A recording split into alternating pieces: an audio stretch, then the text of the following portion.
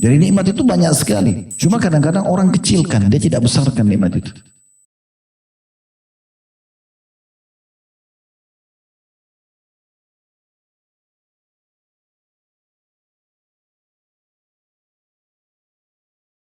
Assalamualaikum warahmatullahi wabarakatuh. Bahasan kita pada malam ini yang diangkat oleh Syekh Muhammad bin Abdul Wahhab ada di halaman 88, bab izdira'an ni'mah wa istighfab bi hurumatillah. Bab tentang memandang ringan nikmat Allah atau bahasa lainnya kufur nikmat. Dan juga menganggap enteng perkara-perkara yang diharamkan oleh Allah subhanahu wa ta'ala. Uniknya dari semua dosa-dosa besar yang beliau susun dalam buku ini, hanya ini yang tidak ada dalilnya. Dan bagi yang pegang bukunya ada footnote nomor 104 di bawah, dikatakan setelah judul ini hanya ada halaman kosong pada makhtutat atau manuskrip Syekh Abdurrahman bin Abdul Aziz Al-Hisin dan pada makhtutatnya sama hal Mufti Syekh Muhammad bin Ibrahim demikian juga sama. Sedangkan al-makhtutat atau manuskrip Syekh Muhammad bin Abdul Latif tidak disebutkan judul ini. Dan ini juga dinukil disertai dengan tambahan penjelasan dari naskah yang diterima oleh Ismail Al-Ansari. Artinya dari semua orang yang coba meneliti buku Syekh Muhammad bin Abdul Wahhab ini rahimahumullah, itu hanya ada satu orang, tapi saya belum temukan bukunya, yaitu yang bernama Ismail Al-Ansari. Dia yang menuliskan rincian daripada bab ini. Namun alhamdulillah Allah mudahkan kita coba menyusun beberapa hal yang berhubungan dengan masalah ini. Semoga sudah mewakili tentunya. Baik teman-teman sekalian, kenapa menganggap ringan nikmat Allah dianggap dosa? Bahkan dosa besar. Dalilnya yang pertama, karena kita butuh dalil untuk menunjukkan kalau itu dosa. Seperti antum sehat, anggap remeh, seakan-akan itu tidak penting. Adanya makanan dan minuman selalu dianggap itu adalah hal yang biasa.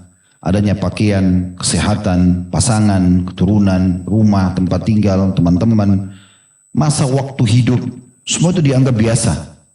Sehingga selalu saja tidak pernah disyukuri. Bahasa lainnya kufur nikmat. Dalilnya tentang masalah haramnya perbuatan ini, yang pertama surah Ibrahim, surah nomor 14 ayat 7. Ayat yang masyhur, surah Ibrahim ayat 7.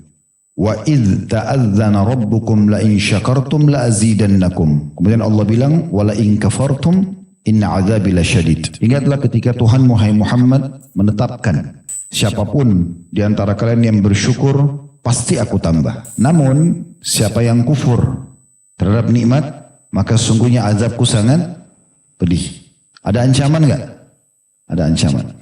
Bersyukur ditambah, kufur berarti disiksa. Ancaman ini yang membuat memandang ringan dan menganggap remeh nikmat Allah dosa. Kita masih dalil dulu ya. Kemudian selanjutnya juga dalam surah Al-Hajj, surah nomor 22 ayat 38. Allah subhanahu wa ta'ala juga mengancam dan tidak menyukai orang yang kufur nikmat. Surah Al-Hajj ayat 38. Yang bunyinya, innallaha yudafi'u 'anil ladzina amanu innallaha la yuhibbu kulla khawanin kafur. Artinya, sesungguhnya Allah pasti akan membela orang-orang yang beriman. Selama kita berada di atas rel keimanan, menjaga hubungan baik sama kita sama Allah, maka lupakan semua permasalahan. Kenapa sih Allah akan membela kita? Santai aja hadapin. Allah akan datangkan pertolongannya. Itu pasti. Ayat ini berlaku dari awal turun sampai hari kiamat. Dan Allah mengatakan, dan ketahuilah Allah tidak suka dengan para pengkhianat dan orang yang kufur nikmat. Perhatikan di sini ada ancaman juga. Allah membenci mereka. Kemudian juga dalam surah At-Takatsur ayat 8. Ini umumnya kita hafal. Kita kan paling suka inna atayna wal asr. Di akhir ayat Allah mengatakan tsumma latus'alunna yauma idzin 'anil na'im. Dan pasti kalian akan ditanya nanti tentang nikmat-nikmat itu. Syekh As-Sa'di dalam tafsir beliau menjelaskan tentang masalah ayat-ayat seperti ini. Beliau mengatakan kurang lebih terjemahannya, nikmat yang kalian peroleh di dunia, apakah benar kalian telah mensyukurinya? disalurkan untuk melakukan hak Allah dan tidak disalurkan untuk perbuatan maksiat? Tanda tanya. Jika kalian benar-benar bersyukur, maka kalian kelak akan mendapatkan nikmat yang lebih mulia dan lebih baik. Atau kalian tertipu dengan nikmat tersebut, malah kalian tidak mensyukurinya. Bahkan sungguh celaka, kalian malah memanfaatkan nikmat tersebut dalam kemaksiatan. Ini perkataan beliau. Lalu beliau mengangkat firman Allah Subhanahu wa taala yang lain dalam surah Al-Ahqaf ayat 20. Al-Ahqaf ayat 20 bunyinya, وَيَوْمَ يُعْرَضُ الَّذِينَ كَفَرُوا عَلَى النَّارِ أَذْهَبْتُمْ طَيِّبَاتِكُمْ فِي حَيَاتِكُمُ الدُّنْيَا وَاسْتَمْتَعْتُمْ بِهَا فَالْيَوْمَ تُجْزَوْنَ عَذَابَ الْهُونِ. Al-ayah, artinya, dan ingatlah ketika orang-orang kafir dihadapkan ke neraka, kemudian kepada mereka dikatakan, kamu telah menghabiskan rezekimu yang baik dalam kehidupan duniamu saja. Dan kamu telah bersenang-senang dengannya, maka pada hari ini kamu dibalasi dengan azab yang menghinakan. Maksudnya Syekh Sa'di mau mengatakan harusnya termasuk dalam syukur terhadap nikmat sehingga tidak kufur adalah menggunakan nikmat tersebut dalam kebaikan. Di dalam hadis Nabi alaihi salatu wassalam, dalam hadis in riwayat Tirmidzi nomor 3358 dan Syekh Albani menyatakan sahih, bunyinya inna awwala ma yus'alu anhu yaumal qiyamati ya'ni al-'abda minan na'im ay yuqalu lahu alam nusihha laka jismaka wa nurwika minal ma'il barid. Sungguh nikmat yang akan ditanyakan, kata Nabi SAW. Sungguh nikmat yang akan ditanyakan, atau diantara nikmat yang akan ditanyakan oleh Allah kepada hamba pada hari kiamat kelak adalah, bukankah, kata Allah, kami telah memberikan kesehatan pada badanmu dan telah memberikan padamu air yang menyegarkan untuk mandi, untuk minum. Lalu pertanyaannya, di mana nikmat itu disalurkan? Pada ketaatankah atau pada kemaksiatan? Saya ingin berbagi teman-teman sekalian tips bagaimana supaya kita bisa bersyukur. Kaidah sederhana sebenarnya. Yang pertama, niatkan dalam hati untuk menikmatinya. Poin penting ini. Pernah nggak antum masuk ke mall, kemudian ada orang jual makanan yang sudah dipotong-potong kecil untuk dicicipi? Pernah? Makan berapa banyak? Habis semua satu nampan. Kecil ya. Kadang-kadang cuma pakai tusuk gigi saja. Baik. Kenapa pada saat antum makan itu enak? Bukan gratis. Ada juga gratis nggak enak. Karena antum niat mau menikmati. Beda. Kalau orang niat mau menghilangkan laparnya atau buru-buru makan, nggak ada kenikmatannya. Coba mulai sekarang pakai kaidah pertama, niatkan selalu mau menikmati. Dalam ibadah atau dalam urusan dunia, misalnya dalam sholat, maghrib kita 3 rakaat tadi. Coba niatkan memang mau menikmati setiap gerakan, setiap bacaan. Kan kesempurnaan sholat itu di 3 ya, tepat waktu, tepat gerakan, tepat bacaan. Ya. Dan itu penuh dengan konsentrasi. Caranya gimana? Coba nikmati. Setiap hurufnya kita yakin, yang kita baca Al-Fatihah 10 pahala. Sehingga antum tidak akan menyia-nyiakan. Itu karena niat. Ya. Puasa pada saat kita nikmati, hausnya, laparnya biasa aja. Karena kita menikmati, niat. Ya. Sugestinya itu, kalau itu sugesti. Sugesti mau menikmati. Orang yang bersedekah, orang melakukan apa saja. Itu urusan akhirat, urusan ibadah sama. Urusan dunia pun sama. Orang kalau makan, orang kalau ngobrol, orang kalau lagi perjalanan, coba niat untuk menikmatinya. Beda. Orang yang buru-buru mau sampai ke tujuan, akhirnya dia balap-balap kendaraannya dengan orang yang menikmati, jalannya beda. Dia jalan lebih, waktunya mundur beberapa waktu supaya dia bisa lebih santai. Pasti beda. Benar nggak? Baik, itu yang pertama. Yang kedua, supaya bisa kita menikmati nikmat itu dan akhirnya kita tidak kufur nikmat. Maksud dalam masalah dosa soalnya. Selain ada kufur nikmatnya, ya.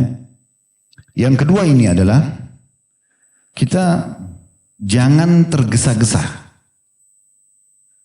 Jangan tergesa-gesa. Ya. Coba nikmati. Maksudnya jangan tergesa-gesa kalau mengunyah makanan, santai saja. Lagi minum, pelan-pelan saja. Mau istirahat, tenang aja. Tak usah bawa semua beban-beban. Ya. Coba dengan tenang dan coba ya lakukan ini dengan menikmatinya. Banyak orang tidak menikmati soalnya. Kalau tadi kan dia niat, sekarang enggak. Memang dia nikmati juga. Ada orang soalnya dia niat mau menikmati, tapi di tengah jalan tidak menikmati. Ya. Ada orang kadang-kadang subhanallah makan sampai keselak karena buru-buru. Ya. Coba dinikmati waktu itu. Banyak orang dalam kehidupan suami istri misalnya, karena dia tidak nikmati waktu pada saat duduk berdua, buru-buru, semuanya harus segera selesai. Tidak ada kenikmatan. Coba dia duduk, dia nikmati obrolannya, dia nikmati sentuhannya, dan seterusnya titik-titik, tidak usah saya jelasin. Ya, nanti yang bujang-bujang ini segera minta nikah. Tapi oke lah, yang jelas harusnya begitu. Dengan orang yang datang buru-buru, semua seburu-buru. Saya capek, saya letih. Ayo mana makanan? Buru-buru mau dihabisin. Buru-buru biologis, buru-buru kamar mandi. Apa ini? Apa yang dikejar? Gitu kan? Tidak ada sesuatu yang dikejar. Sama dengan orang yang balap-balap, bawa mobil, bawa motor, ribut, kenal potnya, ganggu orang. Saya berapa kali lihat begitu ada orang buru-buru, ternyata pasti lampu merah ketemu juga sama saya. Oh ini tadi yang ribut nih, balap-balap. Entah apa, puasan apa nggak tahu. Yang ketiga, jangan berlebihan. Sesuatu yang berlebihan menghilangkan nikmat itu. Terlalu banyak. Ambil sedikit.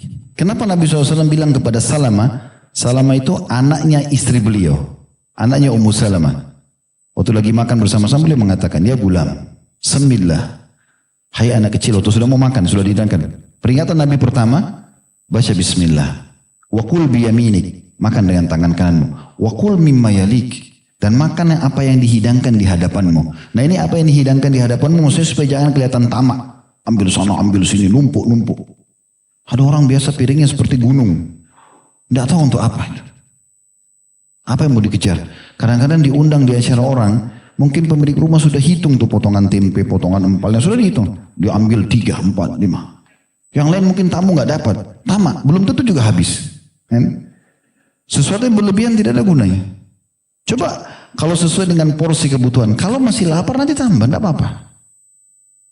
Baju kalau 1 lembar masih bagus. 2 lembar baju kaos sama kemeja oke lah. Tapi kalau sudah 3 lembar, 5 lembar, bagus nggak?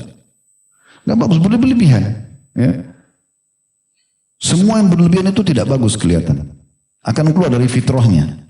Itu kaidah sederhana sebenarnya. Yang terakhir, yang keempat, berbagi. Sering berbagi. Situ untuk makan nikmati. Kenikmatan itu akan ada. Kalau seandainya hanya sekedar menikmati nikmat dan syukur adalah sebuah bagian syariat. Dan tidak ada istilah kufur nikmat yang sedang kita bahas dosa. Gak ada masalah. Tidak usah kita berikan kaidah-kaidah tadi. Tapi masalahnya kalau ini kita ya tidak syukuri. Akhirnya kita masuk ke masalah kufur dan masuk dalam kategori dosa besar. Ini yang sedang kita bahas nih. Makanya kita berikan kaidah dasarnya. Coba niatkan, coba nikmati, jangan tergesa-gesa, gitu kan? Berbagi sama orang lain, semua itu hal-hal sederhana. Kemudian teman-teman sekalian, yang tidak kalah penting adalah harus kita besarkan nikmat itu. Selalu besarkan nikmat itu. Sekecil apapun, besarkan dia. Contoh misal kita hanya dapat nasi sama sambal sama tempe di makanan. Besarkan nikmat itu. Coba antum baca bismillah. Lihat bagaimana besarnya nikmat ini. Adanya butiran-butiran nasi di situ, adanya potongan tempe. Mungkin di luar sana banyak orang miskin. Lalu ingat kaidah tadi, niat untuk menikmati, kemudian pelan-pelan, tidak tergesa-gesa, ya, jangan berlebihan. Itu enak semua. Ada orang subhanallah cuma makan kerupuk, kita lihat, oh kita jadi pengen makan juga, karena dia sangat menikmati. Jadi harus pada tempatnya semua ini. Begitu juga dengan semua hal, masuk juga dalam masalah kesehatan kita. Coba besarkan nikmat sehat itu. Dengan cara melihat lawannya, orang yang tidak sehat. Ya. Atau kita ingat pada saat kita sakit di masa seperti sekarang, lagi musim hujan, misalnya ada orang flu, demam, saya pun kemarin sempat beberapa kali, beberapa pekan sempat batuk. Alhamdulillah Allah sudah sembuhkan, tapi pada saat itu ambil pelajaran, oh enak benar orang yang tidak batuk ya. Enak benar orang yang tidak demam, gitu kan. Dan kalau tidak ada ujian-ujian seperti ini, tentunya kita tidak akan rasakan kenikmatan itu. Coba besarkan nikmat itu, apapun itu. Misal antum diberikan hadiah oleh seseorang, walaupun sederhana. Besarkan nikmat itu. Oh jazakallah khair. Ya. Makasih. Betul-betul tunjukkan pada orang itu kita merasa nikmat ini besar. Karena memang masih banyak orang yang terharamkan dari nikmat itu. Sebenarnya tadi teman-teman sekalian ada beberapa cuplikan saya minta tim untuk tampilkan. Cuman memang belum sempurna bagi saya. Jadi saya pikir tidak usah dulu. Tapi ada hal-hal mungkin yang perlu antum cari nanti. Mungkin di YouTube cukup banyak. Cuplikan tentang orang yang buta. Cuplikan tentang orang yang bisu. Cuplikan orang yang tuli. Orang yang lumpuh. Lahir dalam kondisi lumpuh. Orang yang menikah kemudian gagal. Atau orang yang punya pasangan suami istri tidak punya anak. Orang yang punya anak tapi mungkin cacat lahirnya. Kita lihat poin-poin ini. Tujuannya untuk supaya kita tahu nikmat Allah terlalu besar kepada kita. Terlalu besar. Tidak bisa terhitung gitu. Nyatakan lebih banyak ya, penyampaian para ulama yang akan kami sampaikan. Seperti misalnya perkataan Abu Darda radhiyallahu anhu. Beliau mengatakan dalam masa ini as-sihhatu ghinal jasad.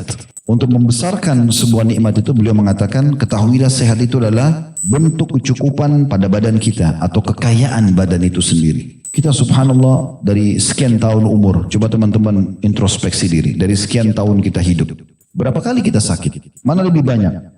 Merasa cobaan atau nikmat? Pasti nikmat. Kita kecilkan misalnya. Mana lebih banyak teman-teman? Antum lapar atau kenyang? Lapar misalnya, kita lagi lapar. Tiba-tiba sudah merasa lapar terus ingin makan. Habis makan, yang tadi kita lapar mungkin 10-15 menit, akhirnya kita makan. Habis, hilang laparnya. Lapar yang kita rasakan tadi 15 menit setengah jam itu hilang setelah kita makan dan kita bisa kenyang ini sampai 5-6 jam ke depan. Kan begitu. 1 tahun antum tidak sakit 365 hari. Tahun depan Allah cuma uji seminggu flu. Ada orang Masya Allah mungkin setahun setengah 2 tahun tidak sakit. Jadi nikmat itu banyak sekali. Cuma kadang-kadang orang kecilkan, dia tidak besarkan nikmat itu. Harus kita belajar untuk menikmati dan membesarkan nikmat. Karena salah satu upaya syaitan, kata sebagian ulama adalah mengecilkan nikmat Allah. Pada saat dia lihat pasangannya, dia kecilkan nikmat itu. Seakan-akan ya sudah ini istri saya, ini suami saya. Padahal sebenarnya Allah kasih dia makhluk yang akan bersama dia, mendampingi dia, melayani kebutuhannya. Setiap detiknya harus dinikmati dan disyukuri. Makanan yang kita makan, bisanya lidah kita ya membedakan, memberikan cita rasa. Kemudian setelah itu masuk ke dalam tubuh kita dengan luar biasa. Tubuh kita mengelola, memisah mana vitamin ini, mana vitamin itu, mana kebutuhan darah, mana kebutuhan otot, mana kebutuhan ya urat-urat, otak dan seterusnya. Itu nikmat yang luar biasa gitu. Yang harusnya selalu disyukuri. Makanya ada statement yang menarik dari Wahab bin Munabbih rahimahullah. Beliau mengatakan al-afiyatul mulkul khafi. Sehat itu bagikan kerajaan yang tersembunyi. Dan juga Ibnu Mas'ud pada saat menjelaskan tadi surah At-Takatsur, "Tsumma latus'aluna yawmaidin 'anil na'im", beliau mengatakan masuk dalam naim al-amnu was-sihha. Termasuk dalam nikmat adalah rasa aman dan sehat. Coba bayangkan teman-teman berapa banyak negara sekarang mereka bangun pagi itu sudah dengar suara peluru, bom sana sini. Di Palestina orang tidak aman, di Syria orang tidak aman, banyak di negara-negara yang lain. Antum Masya Allah bangun tidur, ada nasi uduk, ada lontong sayur, ada ini gorengan, lengkap semua. Udara segar, negara aman, caci maki pemerintah, caci maki ini. Semua orang salah depan mata dia, dia yang paling hebat. Ini ajaib ini orang ini. Banyak di negara kita begini. Semua orang salah. Ya. Ini sering saya bahasakan seperti pemain bola. Ya. Banyak orang yang jadi pemain bola itu dari kecil sudah sekolah. Sekolahnya dari mungkin umur SD sudah sekolah sepak bola. Begitu penalti salah. Yang nonton bilang apa? Bodoh. Padahal kalau dia masuk belum tentu dia bisa masukin tendangannya kan. Itu banyak orang begitu. Oh caci maki pemimpin, caci maki atasannya, caci maki orang tuanya. Caci maki teman-temannya, seakan-akan semuanya orang salah, dia yang paling hebat. Padahal belum tentu dia bisa kerjakan. Ya. Maka hati-hati, keamanan yang ada sebuah nikmat, jangan kufur. Alhamdulillah, itu harus kita syukuri. Gitu kan? Itu juga dengan kesehatan tadi, selalu syukuri. Sampai sebagian juga ulama salaf, seperti Bakar Al-Mazini, radhiyallahu rahimahullah, beliau mengatakan, "Ya bna Adam, wahai anak Adam." Bakar ini berkata, In aradta an ta'lama qadra ma an'ama Allahu 'alaik faghammid 'ainaik. Wahai anak Adam, kalau kau benar-benar mau tahu kadar nikmat Allah, mulai dari hal yang paling sederhana yang bisa kamu lakukan, yaitu coba pejamkan matamu. Coba pejamkan mata, bayangkan seperti ini keadaan kita. Tidak bisa tahu siapa yang di depan kita, tidak bisa tahu apa yang berbahaya, lubang kah, batu kah. Kita kalau mau jalan meraba-raba. Setiap hari kita gunakan mata kita ini. Berapa belas tahun dan bulan tahun kita gunakan mata. Bisa kita lihat segala macam hal. Itu nikmat yang luar biasa. Itu saja sudah sulit untuk kita, ya, untuk dibahas gitu.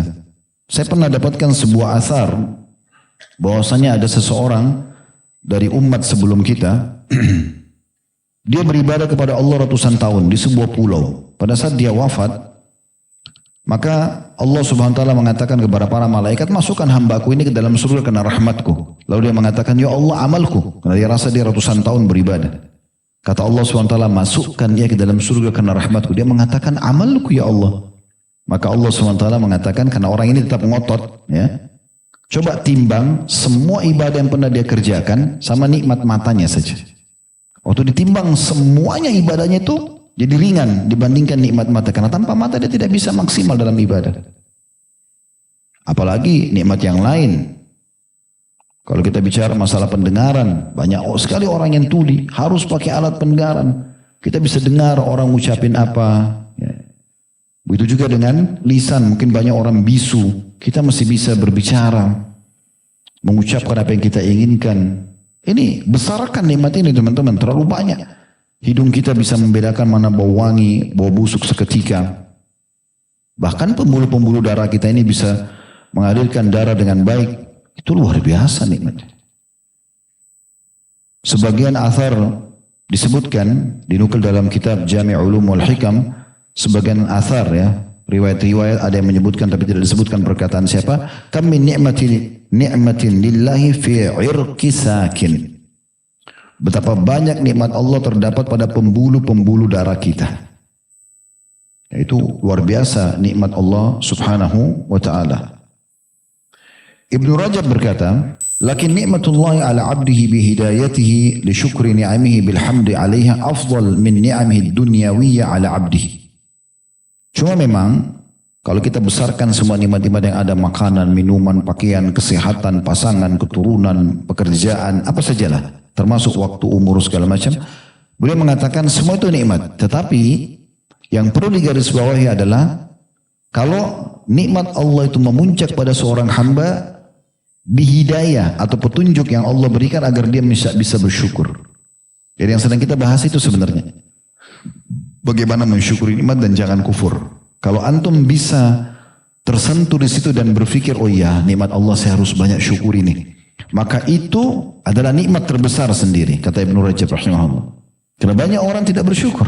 Ada orang mungkin di meja makannya penuh dengan segala jenis makanan, tapi selalu, kok begini? Ini apa? Kok ini lagi? Terulang-ulang dengan bahasa-bahasa yang tidak santun.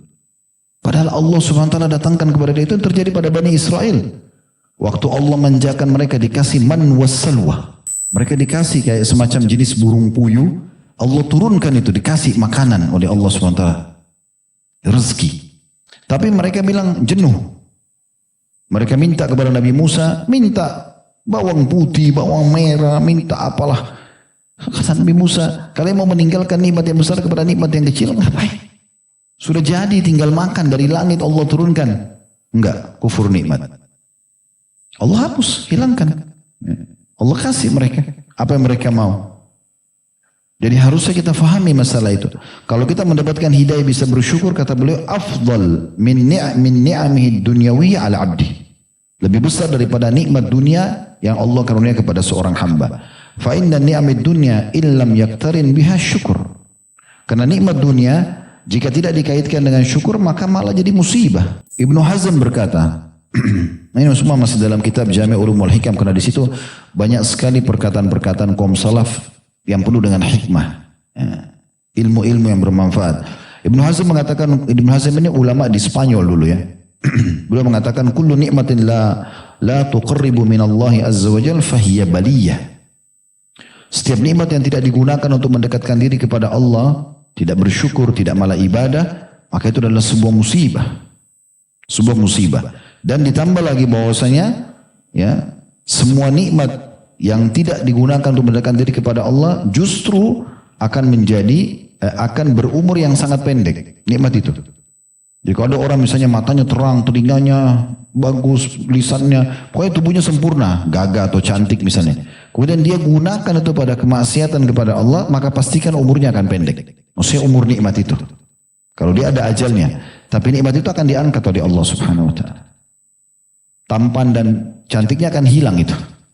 Dengan cara Allah Subhanahu wa ta'ala. Allah datangkan musibah, tabrakan, kebakaran, ini, gangguan orang, berantem dan segala macam hal. Jadi banyak. Tapi sebaliknya, orang-orang yang menjaga nikmat-nikmat itu di atas ketaatan kepada Allah, Allah akan berikan karunia yang luar biasa. Sebagian salaf itu sampai mata mereka di akhir umur pun, ya sampai umur puluhan tahun, 80 tahun, masih terang. Suara mereka masih lantang, fisik mereka masih sehat. Karena memang mereka selalu gunakan di atas ketaatan. Urwah bin Zubair rahimahullah, beliau pada saat habis diamputasi kakinya, maka beliau pingsan. Karena masa itu pernah saya ceritakan kisah itu kalau masih ingat, tapi sebelum pandemi saya ingatkan kembali. Pada masa itu kalau orang habis diamputasi kakinya karena kena penyakit dan itu akan menular ke seluruh tubuh kalau tidak dipotong, maka tidak ada obat bius, nggak ada juga cara untuk memberhentikan darah kecuali harus dicelupkan kaki atau luka itu di minyak panas. Maka didatangkan minyak panas, dicelupin kakinya itu. Sampai beliau pingsan pada saat itu. Waktu beliau bangun, sudah dibalut luka kakinya. Maka beliau bilang sama orang-orang di sekitarnya, mana telapak kaki saya itu? Dikasih. Orang semua heran, kenapa dia minta telapak kakinya? Lalu dia pegang telapak kaki dengan tangan kanannya. Dia mengatakan, Alhamdulillah yang telah memudahkan aku selama 40 tahun engkau diamanahkan pada tubuhku, tidak pernah aku melangkah ke tempat maksiat. Mereka gunakan untuk ketaatan. Nikmat itu. Bukan digunakan untuk berdosa gitu. Ibnu Taimiyah rahimahullah menjelaskan lebih panjang lebar tentang masalah syukur ini. Beliau mengatakan wa anna syukra yakunu bil qalbi wal lisani wal jawarih.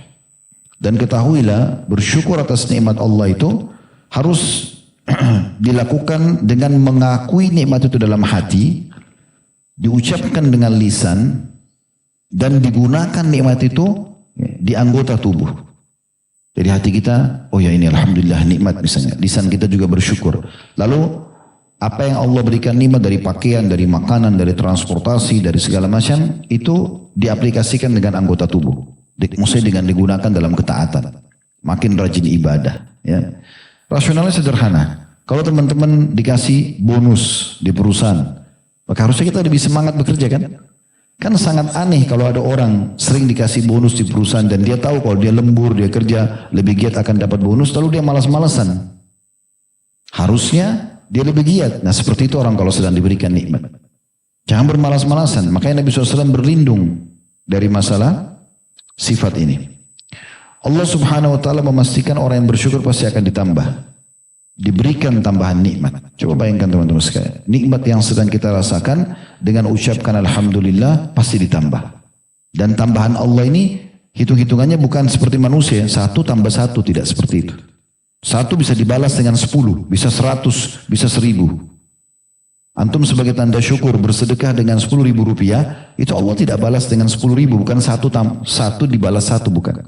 Allah bisa ganti dengan 100 juta. Mungkin 1 miliar, banyak. Atau mungkin Allah ganti dengan kesehatan sekian tahun. Nah, seperti itu. Dan Allah pastikan dalam surah Al-Imran ayat 145, وَسَنَجْزِي الشَّاكِرِينَ. Dan pastikan, kami pasti akan membalas orang-orang yang bersyukur. Pasti. Tidak mungkin tidak. Begitu juga teman-teman sekalian, membesarkan nikmat ini yang sedang kita bahas tadi, itu akan mendatangkan banyak sekali syukur. Dan kalau mulai dari hal yang kecil kita syukuri, maka hal yang besar pasti akan lebih kita syukuri. Dalam sebuah hadis Nabi SAW diriwayatkan oleh Nu'man ibn Bashir radhiyallahu anhuma. Nu'man sahabat, Bashir sahabat, anak dan ayah dua-duanya sahabat. Kata Nabi SAW, man lam yashkuril qalila lam yashkuril kathir. Siapa yang tidak coba belajar mensyukuri yang sedikit, maka dia tidak akan syukuri yang banyak. Jadi mulai dari hal yang kecil. Biasanya subhanallah teman-teman sekalian, Allah itu uji kita dengan nikmat kecil. Kalau kita syukuri, kita besarkan nikmat itu, kita selalu memuji Allah karena nikmat itu, pastikan akan lebih besar datang. Tapi kalau baru yang kecil dikasih, sudah sombong ya. Baru dikasih motor baru, udah luar biasa, gak mau nengok sana sini. Helm baru aja sudah cukup sombong, gitu kan. Casing handphone baru sudah luar biasa sombongnya. Kopiah baru, jilbab baru, sudah cukup sombong. Bagaimana Allah mau kasih toko baju, gak mungkin itu. Ya. Ini syukuri dulu yang kecil, Allah kasih yang besar. Kaidah sederhana kok. Ini hadis Nabi SAW dan ini dihasankan oleh para ulama. Syekh Albani menghasankan dan ini riwayat Imam Ahmad. Dan ini harus betul-betul kita lakukan dengan membesarkan nikmat tersebut dan biasa bersyukur. Ibnu Qayyim menceritakan bahwa ada seorang Arab pernah menemui Amir Mu'minin Ar-Rashid. Orang itu berkata, wahai Amir Mu'minin, semoga Allah senantiasa memberkahi Anda dengan nikmat dan mengokohkan Anda untuk selalu mensyukurinya. Semoga Allah juga memberikan nikmat yang Anda harap-harap dan Anda berprasangka baik kepada Allah dengannya. Dan continue dalam melakukan ketaatan kepada Allah. Semoga Allah juga menampakkan nikmat yang ada pada Anda namun tidak Anda rasakan. Semoga juga Allah mudahkan Anda mensyukurinya. Ar-Rashid terkagum-kagum, khalifah. Pada saat itu yang ucapan tersebut, lantas beliau berkata, sungguh bagus pembagian nikmat menurutmu tadi. Dinukil oleh Ibnu Qayyim dalam kitab Al-Fawaidnya beliau.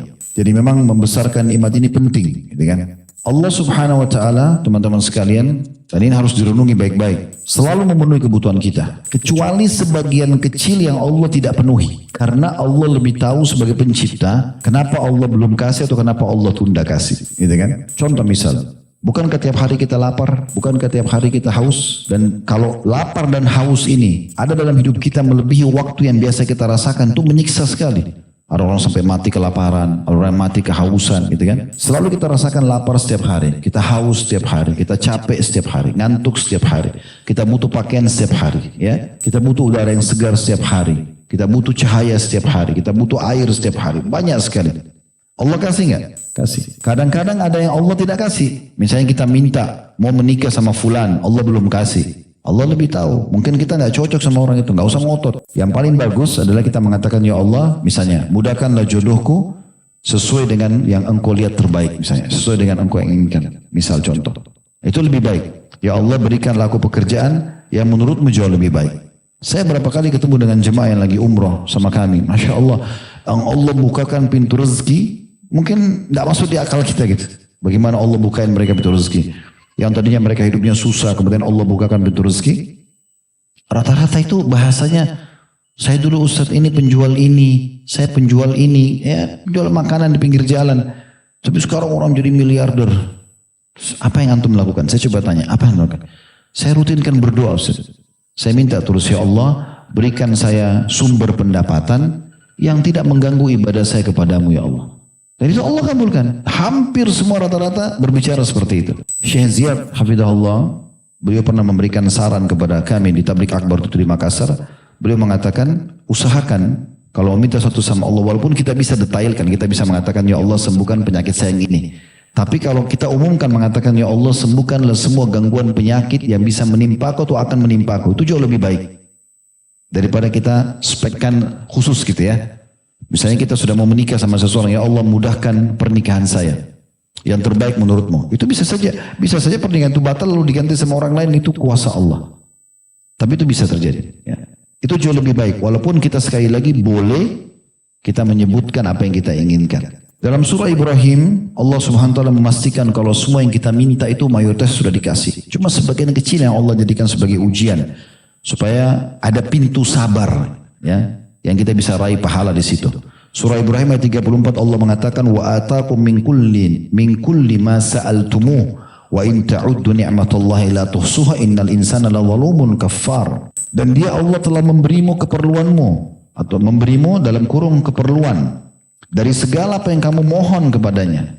Dan jika kamu menghitung nikmat Allah tidaklah kamu dapat sanggup menghitungnya. Sesungguhnya manusia itu sangat lalim dan banyak mengingkari nikmat Allah. Ibnu Abi Hatim meriwayatkan bahwa Al-Fudail bin Iyad rahimahullah, seorang ulama tabi masyhur Fudail bin Iyad, pada yang mengatakan Fudail bin Iyad mengisahkan pada suatu hari Nabi Daud alaihissalam berdoa kepada Allah, ya Allah bagaimana mungkin aku dapat mensyukuri nikmatmu Bila ternyata sikap syukur itu juga merupakan kenikmatan darimu. Allah menjawab doa Daud alaihissalam dengan berfirman, sekarang engkau benar-benar telah mensyukuri nikmatmu atau mensyukuri nikmat yang aku berikan. Dan yaitu ketika engkau telah menyadari bahwa segala nikmat adalah milikku. Maksudnya, kalau mau sampai pada puncak syukur yang paling tinggi dan kita rutin bersyukur, kita harus menyadari nikmat itu dari Allah Subhanahu wa taala dan kita tahu hanya Dia yang bisa memberikan dan hanya Dia juga yang bisa menambahkan dan Dia juga bisa mengangkatnya. Sering saya ucapkan contoh ini, kalau kita lagi sehat, yang ciptakan kita Allah, yang ciptakan kesehatan Allah, yang bisa pertahankan Allah. Kalau kita lagi sakit, yang ciptakan kita Allah, yang ciptakan penyakit Allah, yang bisa menghilangkannya hanya. Lalu kenapa bergantung pada selain Allah? Imam Syafi'i rahimahullah mengatakan segala puji hanya milik Allah yang satu saja dari nikmatnya yang tidak dapat disyukuri kecuali dengan menggunakan nikmat baru darinya. Dengan demikian nikmat baru tersebut pun harus disyukuri kembali. Demikian seterusnya. Maksudnya supaya kita bisa menambahkan nikmat lagi setelahnya harus syukuri dulu ini. Pindah ke nikmat ini. Ini disyukuri, pindah lagi ke nikmat seterusnya. Kalau sekarang antum bisa Allah kasih makanan dan memuaskan satu piring nasi, tempe, sayur, alhamdulillah akan membuat datang nikmat yang berbeda. Lauknya akan bertambah. Menunya akan berbeda. Cita rasanya akan meningkat. Begitu terus. Begitu terus. Syukuri. Kadang-kadang teman-teman karena sudah terlalu lama nikmat itu sama kita. Sering tiap hari kita rasakan jadi kita kecilkan. Nah ini yang bahaya. Ya. Lupa kalau istri ini sudah sekian tahun melayani dia. Ini suami sudah sekian tahun membiayai hidupnya. Ini anak sudah sekian tahun ya berbakti sama dia. Ini orang tua sekian tahun mengurus dia. Ini sahabat sudah sekian tahun hadir dalam hidupnya. Ini perusahaan sudah sekian tahun membantu dia menaungi hidupnya. Ya, dapat pendapatan. Kendaraan yang dia pakai sudah berapa kali memenuhi kebutuhan dia. Kamu pakai kendaraan apa? Motor ini. Ya motor ini. Padahal motor itu sudah 5 tahun dia pakai. Udah sering silaturahim, sudah sering ke rumah sakit, sudah sering segala macam. Ya, luar biasa gitu ya. Harusnya kita syukuri. Dan sebagai penutup teman-teman sekalian, sesungguhnya puncak yang terbesar setelah nikmat Allah SWT diberikan kepada kita di dunia, di akhirat kita akan masuk ke dalam surga. Dan itu akan diberikan kepada orang-orang yang suka bersyukur. Orang yang bersyukur itu adalah ahli surga. Tidak ada yang lain. Ya. Kapan mereka mensyukuri nikmat-nikmat itu, maka Allah akan balas dengan surga. Disebutkan dalam surah As-Saba sebagai penutup ayat 4, liyajziyal ladzina amanu wa 'amilus solihati ulaika lahum maghfiratun wa rizqun karim. Supaya Allah memberi balasan kepada orang yang beriman dan mengerjakan amal yang saleh. Mereka itu adalah orang-orang yang baginya ampunan dan rezeki yang mulia. Masuk dalam amal saleh adalah mensyukuri nikmat-nikmat yang ada. Mensyukuri nikmat-nikmat yang ada. Nah ternyata nikmat itu juga bisa hilang dengan adanya pengeremaian terhadap dosa. Jadi dosa-dosa ini bisa menghilangkan nikmat-nikmat tersebut. Dan apa yang dikatakan Ali radhiyallahu anhu sebenarnya tafsir daripada firman Allah SWT dalam surah Asy-Syu'ara ayat 30. Yang berbunyi, wa ma asabakum min musibatin fa bima kasabat aydikum. Dan apa saja musibah yang menimpa kalian maka disebabkan perbuatan tangan kalian dan Allah memaafkan yang banyak. Maksudnya adalah dosa-dosa yang kalian lakukan. Ibnu Qayyim rahimahullah dalam kitab Al-Jawabul Kafi masih di halaman sama 87 mengatakan, dan diantara akibat dari berbuat dosa adalah menghilangkan nikmat dan akibat dosa adalah mendatangkan bencana. Jadi nikmat akan hilang dengan orang buat dosa dan bencana juga akan datang. Ini perlu kita ingatkan teman-teman sekalian dan jangan ada peringatan seperti ini lalu dikatakan oh berarti orang lagi bersedih karena gempa ada banjir lalu kemudian masa dikatakan karena dosa. Ya begitu teori syar'inya. Dalam surah Hud Allah Subhanahu wa taala menyebutkan masalah itu di ayat 117-nya. Wa ma kana rabbuka liyuhlikal qura bidzulmin wa ahluha muslihun. Dan Tuhanmu hai Muhammad tidak akan pernah membinasakan satu negeri sementara penduduknya berbuat kebaikan. Maksudnya ketaatan. Tidak mungkin gempa, longsor, banjir datang, ini tidak mungkin. Baik itu secara umum ataupun secara individual. Tidak mungkin datang masalah-masalah besar kecuali memang karena ada dosa yang dilakukan. Ibnu Rajab berkata, Al-Hambali rahimahullah, tidaklah disandarkan satu kejelekan dalam satu komunitas, individu atau rame-rame, melainkan pada dosa. Karena dosa adalah sumber semua musibah. Dan kita harus mengetahui teman-teman sekalian makna firman Allah SWT dalam surah Al-Anfal ayat 53. Dzalika bi anna Allah lam yakum mughayyiran ni'matan an'amaha ala qaumin hatta yughayyiru ma bi anfusihim wa anna Allah samiun alim. Surah Al-Anfal ayat 53. Artinya siksaan, cobaan, musibah datang itu karena sungguhnya Allah sekali-kali tidak akan mengubah suatu nikmat yang telah Allah anugerahkan kepada seseorang. Sehat jadi sakit misalnya, ya.